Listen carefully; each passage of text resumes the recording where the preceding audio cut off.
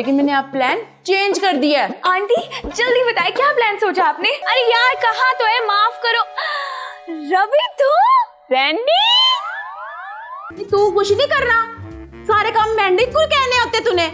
निकाला कहीं की। मैंडी इंसान की बच्ची बनो, ये सब क्या है?